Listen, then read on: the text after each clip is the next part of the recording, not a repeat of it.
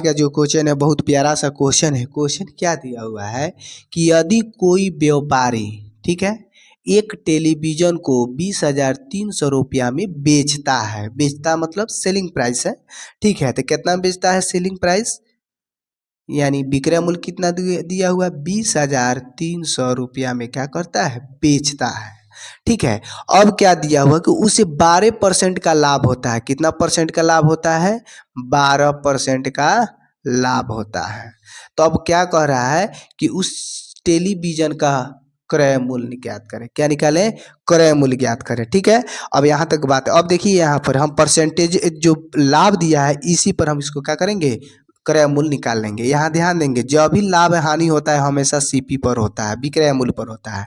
तब हम क्या करेंगे यहाँ पे कि 12% है, 12% को जब हम किस में बदलेंगे, भिन्न के रूप में बदलेंगे, तो नीचे 100 लिखेंगे, यानी 12/100 लिखेंगे। लिखेंगे कि नहीं लिखेंगे, लिखेंगे। अब देखिए 3 चौका 12 अब 25 चौका 100 है, यानी इसका 3/25 हो गया, यानी ऊपर वाला को यहाँ 3/25 हो गया, तो हम ऊपर वाला को हम क्या कहते हैं, प्रॉफिट कहते हैं, और नीचे वाला को सीपी कहते हैं, यानी क्रय मूल्य है, ये क्या है, लाभ है। तो अब देखिए यहाँ पर अब कितना दिया हुआ है, लाभ हमारा विक्रय मूल्य कितना दिया हुआ है 20,300। तो विक्रय मूल्य बराबर क्या होता है, क्रय मूल्य प्लस लाभ बराबर विक्रय मूल्य। तो ये दोनों को जोड़ेंगे तो इसके बराबर होगा कि नहीं होगा। तो ये क्या करेंगे कि यहाँ ध्यान देंगे कि 25 को 3 को कितना होता है, 25 3 कितना होता है 28 होता है, 25 को 3 को कितना होता है 28 होता है। तो 28 का वैल्यू हमारा कितना दिया 20,300 दिया हुआ है। कितना दिया हुआ है 20,300, ठीक है। हमका किसका वैल्यू निकालना है, सीपी का निकालना है। तो हम क्या करेंगे, इसका कई गुना है तो देखते हैं, हम भागा करते हैं। तो पहले 1 पर निकालते हैं, तो 20,300 अब बाटा कितना हो गया 28 हो गया। अब 7 से इसमें भी भागा करेंगे, 7 से ऊपर भी भागा करेंगे, तो देखिए कितना करते हैं, 7 चौका 28, ठीक है, 7 दूना 14, तो 20 में से 14 चला जाएगा तो 6 होगा, 7 9 63 और 2 जीरो हो जाएगा, कट जाएगा, ठीक है। यानी 7 से 28 में भी भागा लग जाएगा, 7 से 20,300 में भागा लग जाएगा, तो हमारा कितना आया 29,400 आया, कितना, सॉरी 2900/400 आया। अब हमका वैल्यू किसका निकालना है, 25 का वैल्यू निकालना। तो एक का वैल्यू 29/400 है। यहाँ देखेंगे एक यूनिट का वैल्यू हमारा कितना दिया हुआ है, एक का वैल्यू कितना दिया हुआ है 2900/4 दिया हुआ है। तो हमको 25 का वैल्यू निकालना है ना जी, तो यहाँ पर क्या करेंगे 25 से गुना कर देंगे, ठीक है।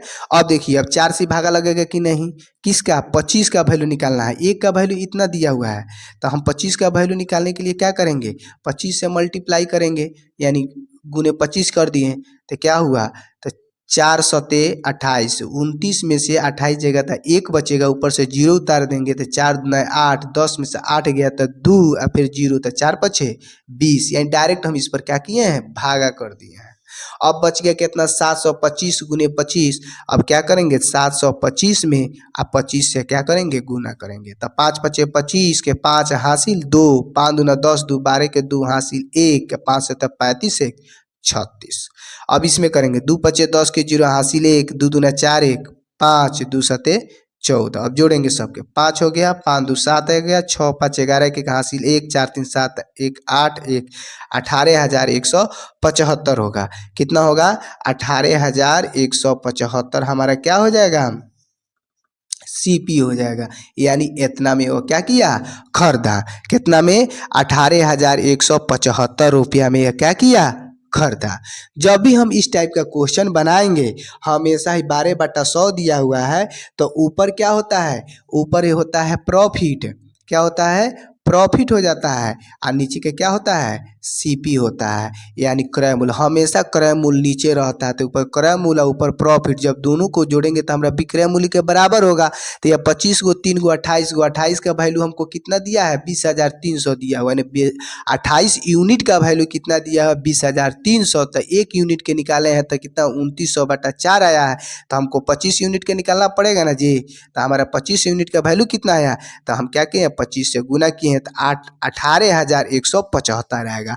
यही हमारा क्या हो जाएगा, क्रय मूल्य हो जाएगा। ठीक है, तो आई होप, मैं आशा करता हूँ कि यह वीडियो आपको पसंद आया होगा, तो जरूर इसको लाइक कीजिएगा, अपने दोस्तों के पास शेयर कीजिएगा।